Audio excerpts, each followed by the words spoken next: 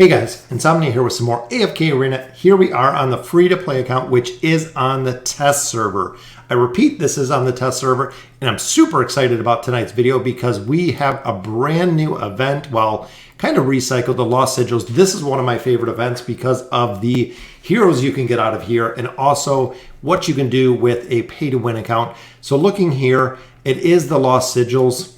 As you can see here, you get a faction sigil for every battle that you win. So essentially, if you use one Graveborn, you get one sigil. If you use one Lightbearer, you get one sigil. Celestials and the Hypogeans are their own sigils. So make sure that you plan your sigils accordingly with this event. Each victory will reward you with a sigil that corresponds to the faction. In order to improve your gaming experience, several adjustments have been made. With the Lost Sigil event, you can redo matches. So you can actually fight a match. If you're defeated, you can continue doing the match until you are victorious, meaning that you can maximize sigils in every single battle, making sure that you do.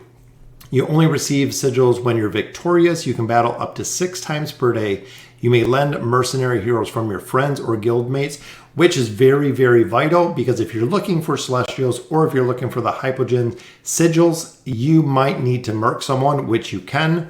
Using dimensional heroes will reward players with a random sigil, meaning in this event, do not use dimensional heroes. I repeat, do not use dimensional heroes. If you map out how you're going to get your sigils here, you can map out exactly what rewards you want and what rewards are possible without getting too many sigils of one faction and not enough of another and being stuck with the sigils that you got. Players must possess at least one mythic hero in order to be able to redeem exclusive gear. Players may exchange PO coins in this event after unlocking the Oak Inn or the Whale Inn. Once the event has ended, the chests of omnipotence and sigils will be recalled for 50 gold each. So let's look at the rewards here. We usually have 2 heroes, which it looks like we do, Hendrik and Oscar. Definitely would not buy them for sigils. That is a ton of sigils for a hero, 150 sigils. Brutus, not even sure why they put him in here. Skarath, solid hero, but again, remember, the faction heroes you can put in a wish list. Plus, you can also do your desired summons for them as well. So the faction heroes overall, even here we have Leica, we have Lorzen, we have Damon, which is really good. But again, you can put them in the wish list. You can put them in the desired heroes. Do not buy them. Nara, good choice. But again, do not buy them. For the amount of sigils that it costs for these heroes, it is absolutely not worth it. Flora seems to be the one that replaced Wukong. Again, Flora you can buy. You can buy her in the Challenger store. Might take a little bit, but overall you can buy her.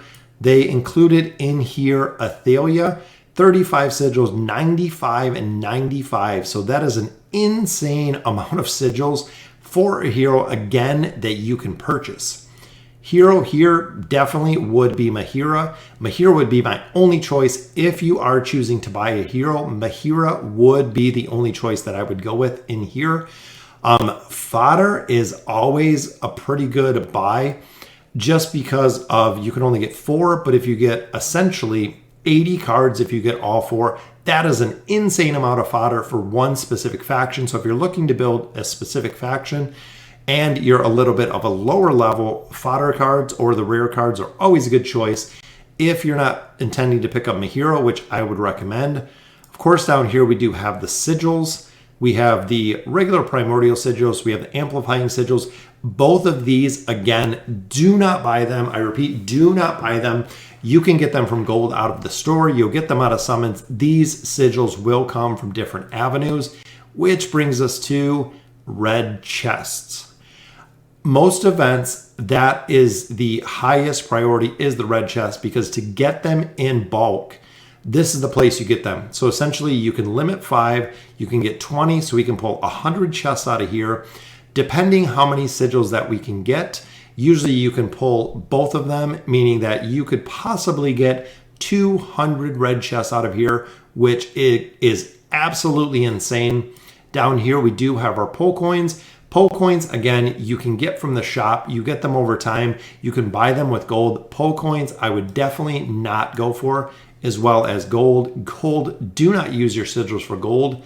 So looking at the event overall, it is going to be red chess or Mehira are going to be the two options that you want to focus on. With the sigils though, as you can see here, you have your Lightbearer and you have your Wilder. Or you can actually go Graveborn and you can go Mauler. So make sure what I do is I do 1 day of 3-2. So I'll actually run 3 Graveborn, 2 Maulers. The next day I will run 3 Maulers and 2 Graveborn, making sure you're equally raising the sigils you're getting, because essentially, if you can see here, you need 18 sigils of each. So plan how you're going to build your sigils, especially when it comes to building Mehira, because you are going to have to use essentially 1 Mehira or 1 Hypogean hero with some Graveborns, with some Maulers, bringing these up together, making sure that you have enough. You can map this out. If you wait a little bit, White Sushi, of course, will have a guide on mapping out what is going to be the best bet, which Mehira, absolutely, she is an end game hero.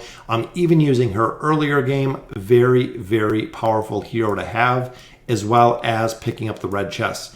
So essentially, I would pick up a copy of Mehira, priority number 1. Once you have at least 1 copy of Mehira, I would go to red chest.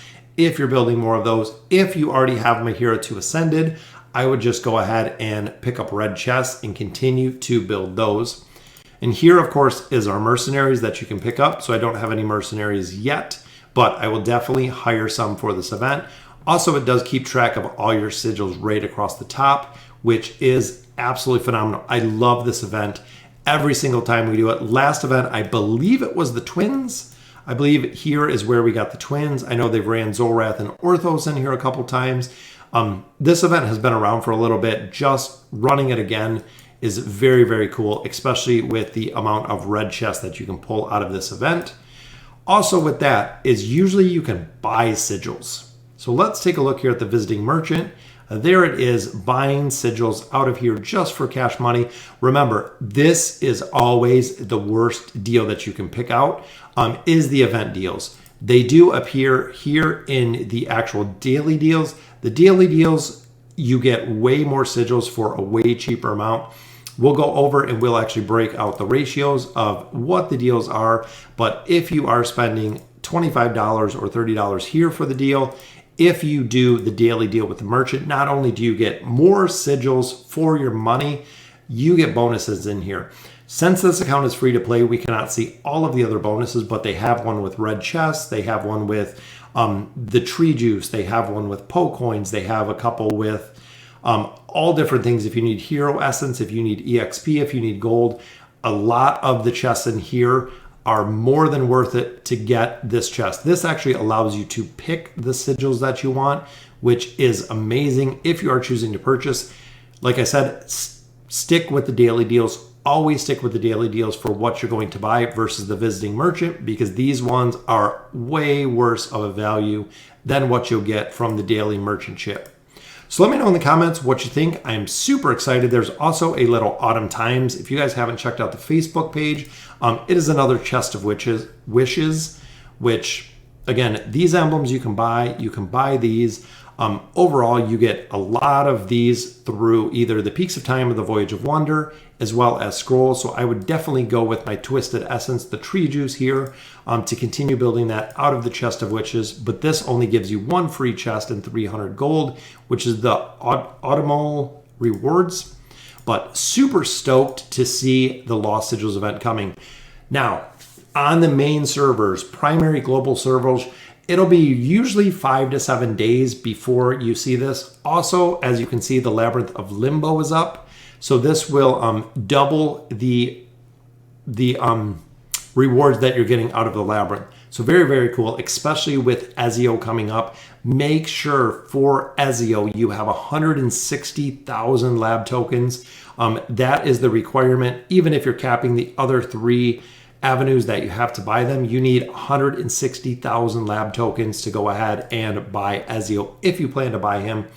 So super stoked about the new event, the Lost Sigils. Just like we've done it before, you can go through here, you roll a random opponent. Depending on the opponent, here is their team. You can go ahead and re-roll if you can't defeat them, or you can challenge them. So we'll go ahead and challenge. Here it shows battle will reward you with 2 Maulers and 3 of our Graveborn. If you see this little eye here, this is actually what's coming in 1.47. You can hit this. It shows what artifacts this team is wearing. As you see, they have 3 of Dur's Blades. They have 2 of the eyes on here. And I haven't used Screg yet, but here we have double eyes, double blades. So very, very cool dynamic with being able to see their artifacts that they're actually wearing. So this seems like it's going to be a pretty tough team, but we're pretty evenly matched. And you'll notice that most of the battles you fight here are pretty evenly matched. This is the comp that I ran before, just going through the Graveborn using these 3, and then of course dropping out 1 here to Merc, actually another hero. But this was the combination I ran, was the Graveborn Maulers, because of course when we go down here, Graveborn Maulers, right here, this was my red chest that I focused on the last time we did Lost Sigils. So it remembered my team from the last time we did the Lost Sigils event, which is very, very cool. Like I said, when this opens up, you want to do 6 battles a day. You want to win all 6 battles. Make sure you map out what sigils you're going to be getting. If not, when you get to the last day or 2, you might find yourself short, whether it's short of getting Mehira or short of picking up the extra red chests, and you'll end up having to buy lower emblems or worst case scenario, using them for gold. So again, let me know in the comments what you guys think. Super excited to see the Lost Sigils event that is back. It does run for 13 days, which I'm not sure if it's all 13 days that you can collect. Usually, I believe it is. It runs for the 14 total days, which will give us a lot of sigils overall to get heroes. Also, usually with the Celestials and the Hypogens, you can get them as free to play. The other events that we did, even last time we did this, they were free to play as well. You could pick them up, which I'm assuming this one you can as well when we do the math. So if you don't have Mehira, again, build her. If you already have Mehira built, go for the red chest and just continue with those. All right, so that will sum it up for the events today. Again, let me know in the comments what you guys think. And as always, thank you guys for watching.